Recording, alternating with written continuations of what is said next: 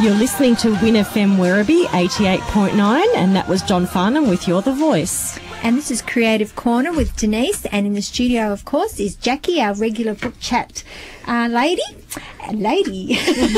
Thank you. And Oliver. So we're talking about children's books. So what else have you got there for us today? Okay, another favourite that people come and ask for lots is one called Love You Forever, and that was written by Robert Munsch. I think it's Munsch. I'm not Robert sure. Munsch. M-U-N-S-C-H. Oh, okay. Yeah. Munch. I feel hungry now. It's about a young woman holding a newborn baby, and she sings him a little song, and I'm not going to attempt to sing. I used to have a little tune to it. Let's sing. But she says to him in this little rhyme, "I'll love you forever, I'll like you for always, as long as I'm living, my baby you'll be." And throughout the book, she says this to the boy. Yes. And he's saying, "Let me grow up, Mum." That's what he's saying. and it takes you through the life stages of this boy until he becomes a man. Oh, and so she, as he becomes a teenager, and she says, "Oh, he drives me crazy," but at night she'll still crawl into his room and think of him as the little bub. Yeah, and tell him the little rhyme.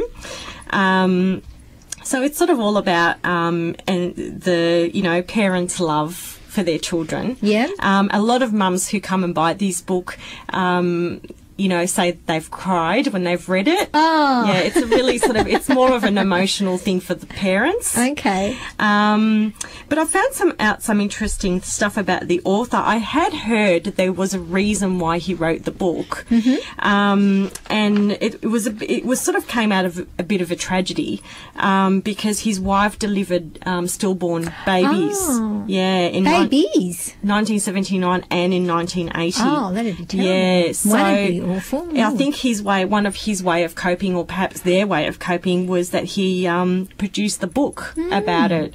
And since writing it, they've become adoptive parents, and they've got 3 children. So it's got a happy ending. Oh, but I knew there was a bit of a story behind it. And that would be a tragedy. Yeah, so it was listed as the 4th in the 2001 Publishers Weekly all-time best-selling books. And when did you say that was first written? Written in 1986. Okay, yeah. And it's sold 7 million copies. Wow. And over 1 million in hardcover, which is pretty good for hardcover. Yeah, absolutely. Yeah. Absolutely. And the author was born in Pittsburgh, Pennsylvania. Right. And he's actually quite an interesting character. He's talked publicly about his bipolar disorder. Oh. And also his addictions. Confessed cocaine addict and alcoholic. Oh, wow. Yeah. So he's actually quite interesting when I sort of read into it more. Oh. And he was diagnosed. I don't advise any of those things, Oliver. No. He'll ask me about them later. He'll say, "What's all that about?" No. And he was diagnosed with obsessive compulsive disorder. So out of all that, well, he's had a lot to deal with. He has. He has. Yeah. It's a wonder he doesn't write scary books instead of. Yeah. So and he's still writing. He's still writing. Yep. But he even suffered a stroke. Oh. So even after that, we need to move on. I think, Jackie.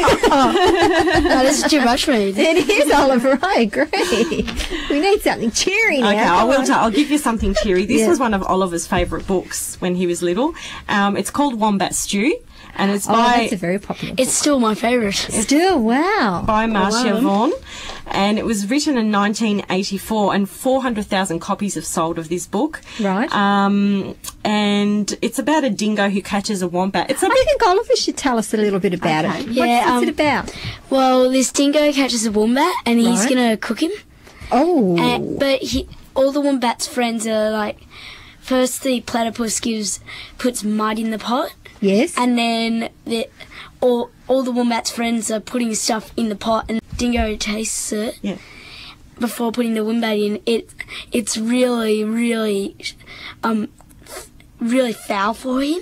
Tastes awful. And he just runs screaming away. So the wombat's friends looked out for him. Yeah. Oh, lucky. Yeah, lucky wombat. I know. But what's special about this book at the moment is that it was made into a musical. And the music's come to Werribee. The musical's come to Werribee. So there's a whole lot of schools planning to go and see it at the Wyndham Cultural Centre. Wow. Are you going to go, Oliver? I didn't know about it until now. Oh, well, now you do. And so I just wanted to give them a bit of a plug because Absolutely. some people might be interested in going to that. So what are the dates? Performances are on the 16th of June at 6:30 p.m. and on the 17th of June at 10:30 and 1 p.m. Okay. And family tickets are $59, adults are $22, concession is $17, and children are $15. Okay. And if they want to make bookings, they need to contact the Wyndham Cultural Centre on 9741 9500. That's 9741 9500. Excellent. So and so we're going to be available during the performances. We're going to be selling the books. Oh, terrific. And some other like Australian favourites. Yeah. But it's good to be sort of involved with that one because for sure. Yeah, for so sure. many kids love it, and it's quite a few kids, like about 300 from each school are heading Are going. over. Yeah, Oh, wow, terrific. so it should be a couple of good performances. I'm really looking forward to seeing it. I think you're going, Oliver. I think he'll talk me into it. Yeah, I'm going to talk you into it. So Marcia Vaughan was born in 1951, so she's 59. And she's been telling stories ever since she was a really young child. She began her career as a librarian in 1975. That would be a very good way to find out what people are reading, being a librarian. What books were appealing to people of all ages and what they come in and ask for. So it'd be a good job for someone wanting to be an aspiring writer, I think. Oliver's got a very good relationship with his school librarian, haven't you? Yep. Does she recommend books for you? Sometimes. Okay, good. The next one's, now I've sort of moved away from the picture books, but that was mostly picture books that we were talking about. And now we're talking about books that appeal to young readers. What age group would you be looking at? It can start from about 6 and even though they're probably a little bit young for people Oliver's age, who's 9, they can still enjoy them. Oliver actually goes back and revisits these books and reads them over and over again. Yeah. Oh, do you? Yes. So the first series, and most of these are series as well. So this one's more inclined to be read by girls, and it's called Judy Moody. Oh, Judy Moody. I like that name, Judy Moody.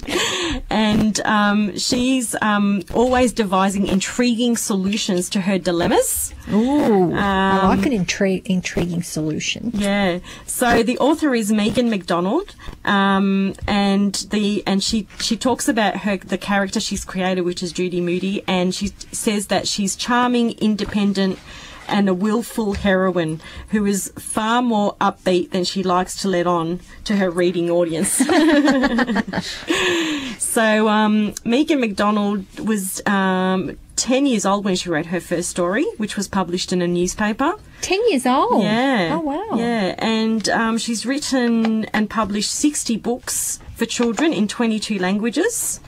And Judy Moody was largely inspired by her childhood memories of growing up with 4 older sisters. 5 girls. Wow, how would you like that in the house, Oliver? 5 girls. He's just shaking his head. Before she became a writer, Megan worked in a museum, in libraries and in bookshops. So, and she also made a living as a storyteller and a park ranger. Wow. So very diverse Probably helps career. with being a writer, though, if you've got a diverse range of things that you've Exactly. done. Yeah, bring all those experiences to your writing. Absolutely. And what else has she done? She lives in California. And, yeah. Excellent. Yeah.